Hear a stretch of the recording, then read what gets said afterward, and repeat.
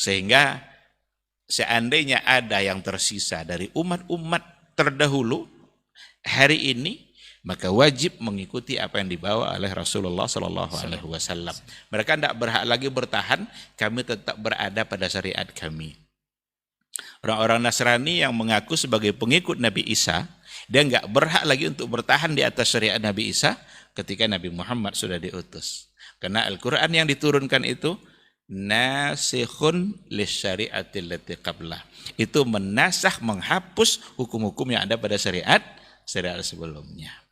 Nah, ini juga lah alasan yang dapat kita pegang untuk menyalahkan kelompok-kelompok liberal yang cenderung mengatakan semua agama sama.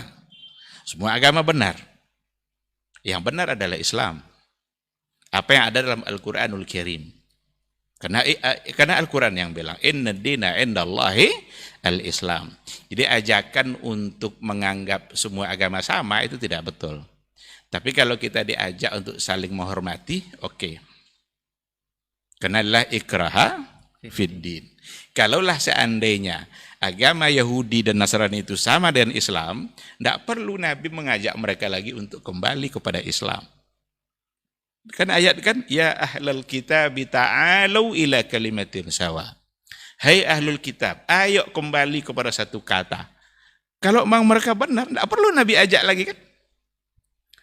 Seharusnya Nabi bilang, turun ayat, kalian tetap ajalah sama syariat kalian. Kan benar juga. Seharusnya gitu. Tapi tidak, ta'alu ila kalimatin sawa. Ayo kembali kepada satu kata yang benar, al-haq, yang ada dalam Al-Quranul Karim. Ini perlu dipahami. Kita tidak anti dengan orang agama lain, kita harus saling menghargai kalau mereka punya keyakinan yang berbeda, tapi jangan ajak kami untuk menganggap dan meyakini itu adalah benar. Karena dalam keyakinan kami sebagai orang Islam, semua yang selain Islam adalah salah.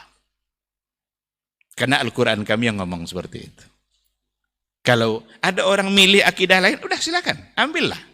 La ikraha fiddin, kata bayanar rusdu minal ghai. Sudah jelas mana yang hak, mana yang batil, mana yang salah, mana yang benar. Udah jelas. Ada orang yang ingin memilih yang salah, udah ambillah yang salah itu. Siap-siap aja untuk mempertanggungjawabkan di akhirat kelak. Itu aja.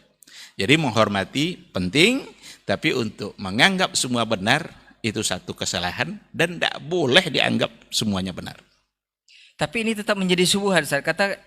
Karena dari penjelasan tadi sudah dikatakan bahwa kita pada satu kalimat yang sama tadi, Ustaz, karena pada satu keyakinan yang sama, cuman cara penerapan dalam syariat saja yang berbeda. Kita ini sebenarnya satu sebenarnya, cuman cara pengaplikasian ibadah mungkin syariat atau apanya itu saja yang berbeda. Ini tetap menjadi syubhat bagi orang-orang yang sudah antum sampaikan tadi.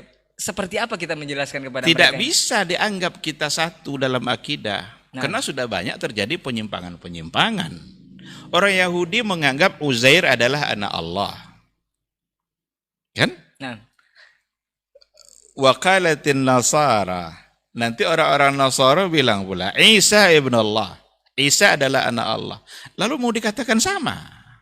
Ya tidak bisa. Karena dalam keyakinan Islam, yang datang dari Al-Quranul Karim, lam yalid wa lam yulad. Sekarang orang Yahudi bilang Uzair ibn Allah, Uzair adalah anak Allah. Lalu mau dianggap sama? Ya enggak lah, enggak bisa sama. Pasti enggak sama. Bertentangan, kontra. Satu bilang lam yalid wa lam yulad, satu bilang Allah punya anak. Tak mungkin.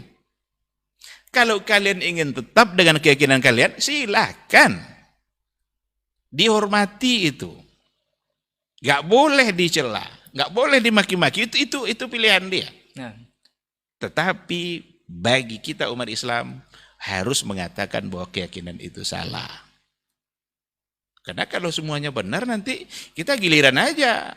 Seminggu ini kita Yahudi semua, seminggu berikutnya kita Nasrani semua, seminggu berikutnya Muslim semua. Bahkan jadi senjata juga untuk tidak boleh kita menyampaikan hal seperti ini, Ustaz. Iya, karena sudah ada kerancuan-kerancuan cara berpikir, khususnya zaman kita sekarang ini. Apalagi dengan bahasa moderasi beragama. Ya saya mohon maaf nih, barangkali banyak yang mendengar yang kurang setuju dengan hal-hal yang seperti ini. Moderasi agama kalau tidak dipahami secara benar itu racun dan virus bagi agama Islam itu sendiri. Jangan coba mengajar umat Islam atau syariat Islam moderasi beragama. Tidak ada yang lebih moderat dari apa yang diajarkan oleh Rasulullah SAW. Kalau ada oknum yang barangkali punya tindakan kekerasan, itu oknum jangan salahkan Islamnya. Karena oknum itu bisa ada di mana-mana. Apa enggak ada orang-orang yang bersikap keras dari orang Yahudi? Apa enggak ada orang-orang yang punya tindakan keras dari orang-orang Nasrani? Ada. Teroris itu enggak punya agama dia.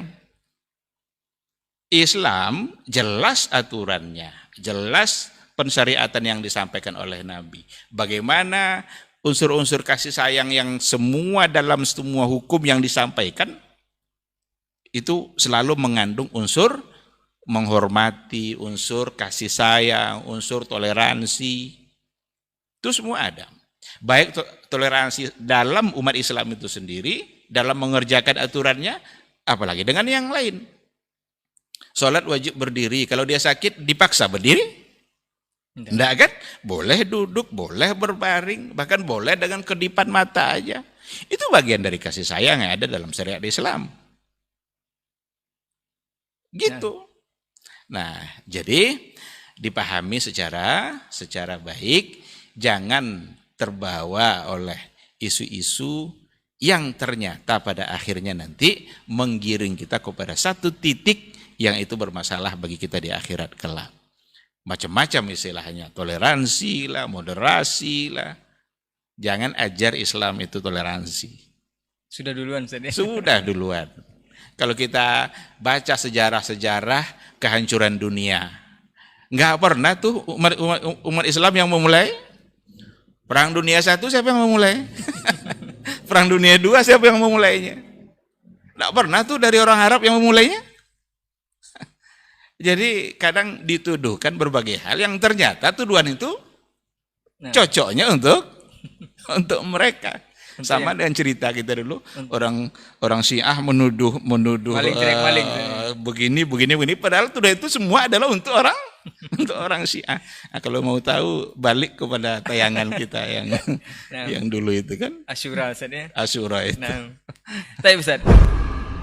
Babat TV Sunnah, belajar agama baru alif.